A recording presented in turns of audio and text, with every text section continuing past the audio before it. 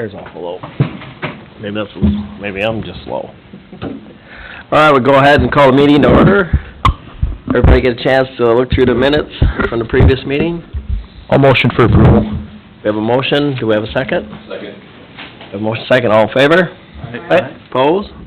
Thank you. Financial report. Ian sent that out. Got any questions on that? Hearing none, I'll take a motion to approve.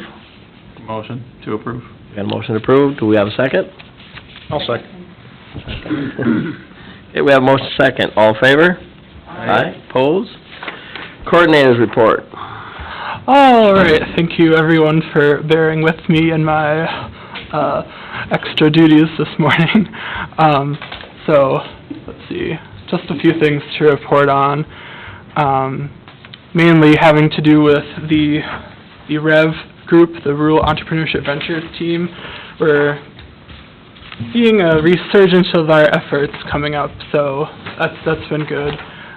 Several things planned that are coming up this month and next month, so that's really good to see. We're working very hard on all of that. Let's see, one thing that I did want to bring up specifically is this opportunity for a business retention and expansion course. It's going to be April 15th and 16th up at the U of M St. Paul campus. I think it would be a really good opportunity for me, and it fits into the mission of the REV group because it's specifically about learning business retention and expansion, which I can use as part of the visits that are required as part of the REV group. So luckily, since we can cover part of it with the REV funds, that does bring the costs for the EDA down if I do choose to go. Since it's a $650 early bird rate, REV would cover $520, so that leaves just $130 for the EDA. So, plus it does, it would allow me to get a certification through Business Retention and Expansion International. So that's that. And then just to follow up from our discussion last month when we had the 504 development folks come in with their TIF request, we haven't seen any new numbers come through yet, but the council did call for a public hearing, so that'll be happening on April 9th. So we should have numbers to share with all of you at our April meeting before the council meeting, so you'll be able to make a recommendation at that time. Then just a quick couple of things here with planning and zoning. A lot of planning going on, lots of housing developments, different things. Let's see. Any questions for the coordinators report? On your business retention, do we need to make a motion?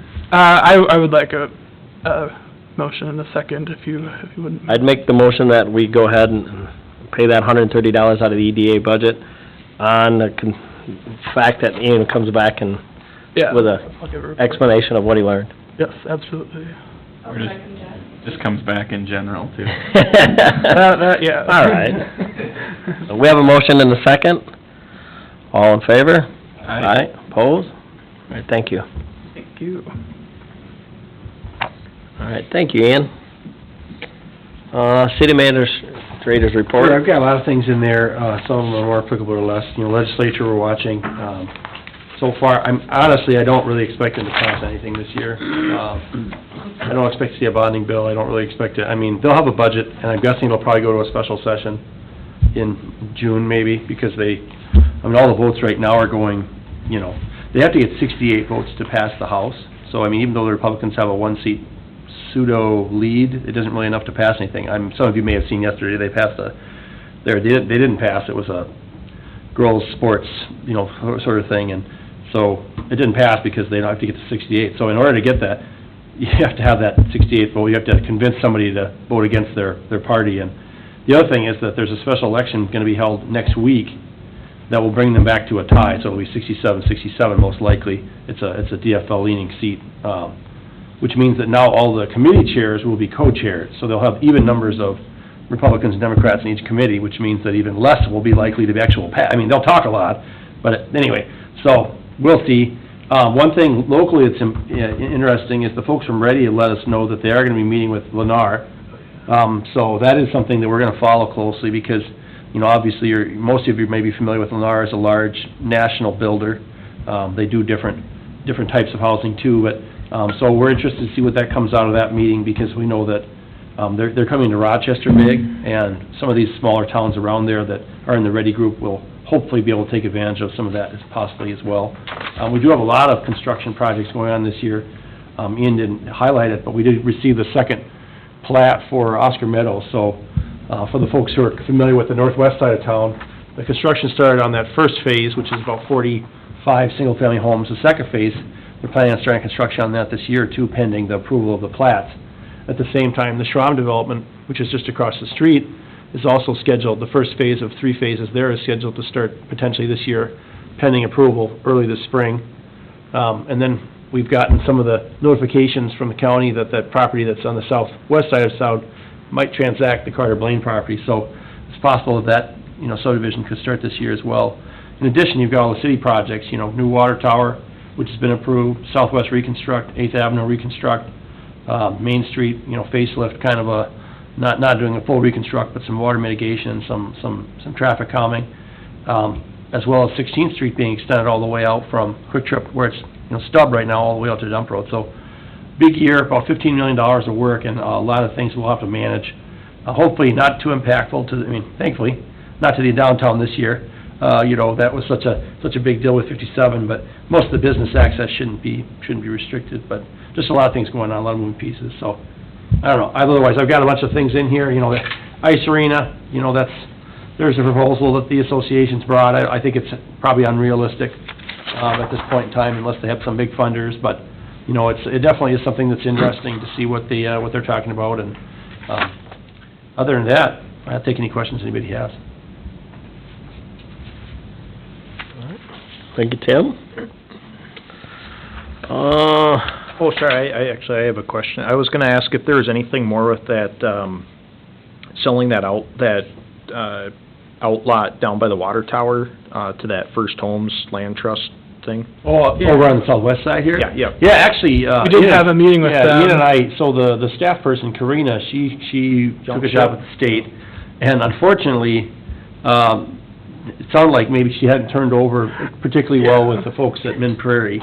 So they're kind of trying to figure out where everything is at. So the funny part is, you know, I was the only one who went to any of those meetings of the group. So I was trying to let them know kind of what we talked about. I think, you know, we met with the First Homes people, and the problem they have is all their funding comes pretty much to the state. And so until they know what the state's gonna kick out, in terms of housing, you know, they're kind of in a holding pattern. You know, we did receive the down payment for that lot, so currently that's sitting in the Vail account for the Vail subdivision.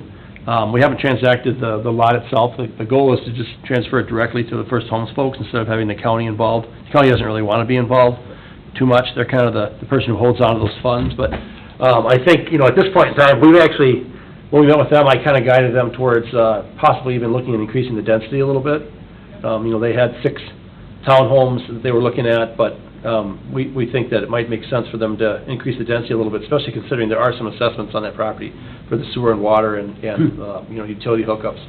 And the more people that are available to pay on that, the better, you know, in terms of units. It's already a high-density area anyway, so it, you know, if they can get 8 units out of that instead of 6, I think that only makes sense. So, but yeah, I think that they said we'd probably meet again in April, end of April, maybe early May, with the folks and see if there's been anything that's moved forward there. So, good question.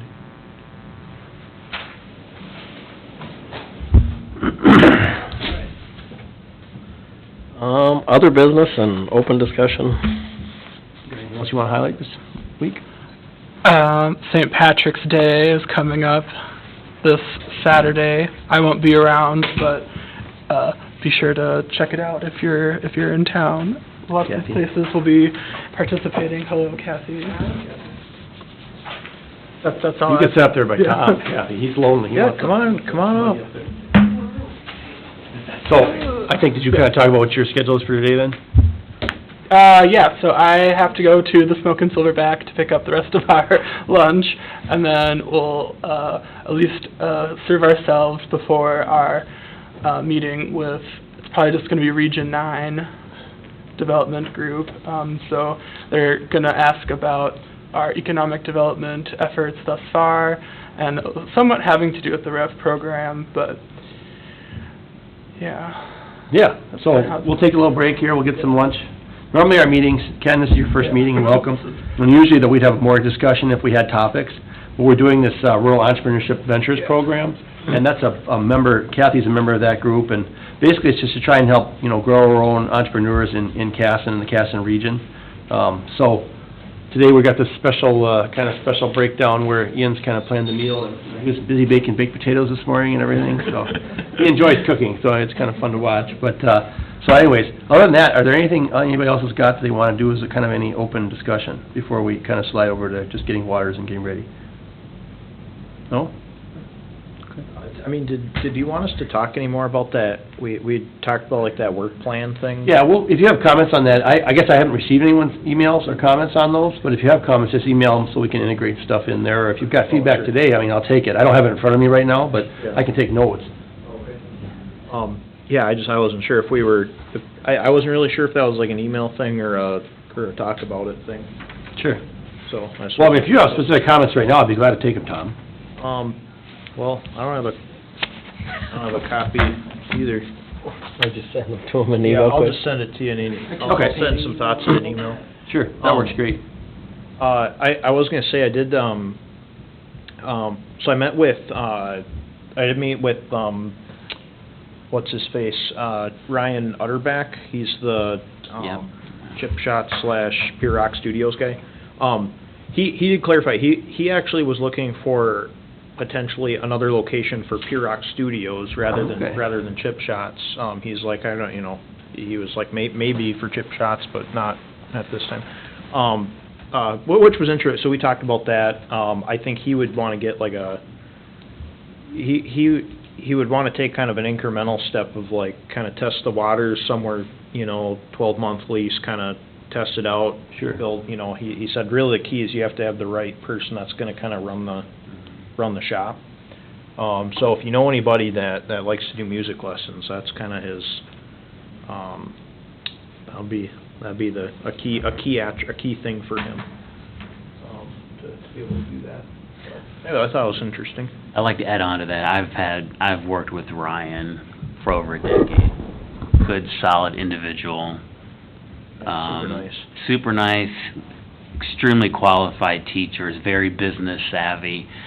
And his heart is to help people. I mean, when my son got his drum kit repaired, he drove all the way from Byron to come do it for his Christmas gift. I mean, he really wants to teach kids how to play. I mean, that's his heart, it's his passion. If you guys have ever been to Pure Rock, it's an amazing setup on how he has all the different studios for all the kids to learn how to play.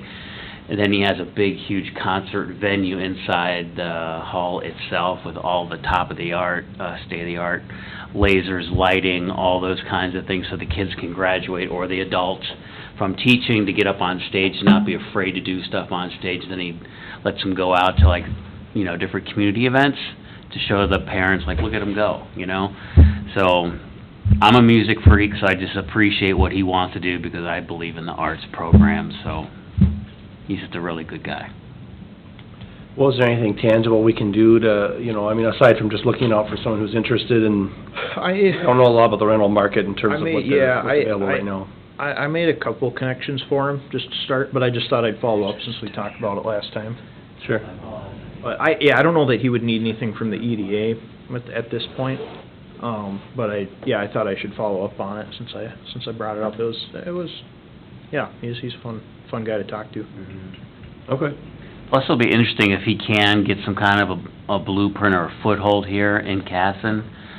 The record store in Owatonna, Tone Music, they have a brand new owner over there, and Jerry sold off to a lady over there, and she gutted the place. Now she's kind of turned it into a little mini Pure Rock studio. She took his blueprint. Unfortunately, they didn't have a lot of room over there, but I think they have three studios for teaching. Then they have the basement for like violin repair and stuff. So it'll be interesting just to see, because I know that space is starting to grow where kids actually want to go and learn in a really nice setting. So if he can grab something here, it'll be interesting to see what kind of potential conflict it might have with Owatonna trying to grow over here, because I do know for a fact that there's a lot of clients that Ryan deals with in Rochester that are making the commute from Byron, Casson, and Hayfield. Sure. No, that's, we'll see what comes. I mean, so many of the businesses lately at least have been kind of high school focused. I mean, all the gym space, I mean, I don't know. I think the Chamber, have you got an update coming on that House of Hoops, don't you, this month? Or is that coming up next month? Yeah, I think House of Hoops guy's coming Okay. this month. Yeah, I don't know what he'll tell us. I mean, I know that they bought that lot from Janice up on Main Street, so that's something that's gonna be coming, so who knows what the timeframe is on that, but. And we did have our first person who, a serious inquiry about marijuana distribution, or marijuana dispensary. A lady owns 2 CBD shops in Rochester, lives in Byron, owns some farmland out in Byron, had contacted us, and so they've, the applications I think are due maybe next week for everyone. I know Byron itself is talking about a municipal dispensary. This lady was interested in seeing if so we went through the whole kind of zoning with her, gave her some feedback, basically let her know, we're here to support, but until they have the license, there isn't really a lot the city does. I mean, we guided her towards, there really aren't a lot of locations that, based on the county's ordinance, that are available. It's pretty much on the south side there, where the frontage road goes along.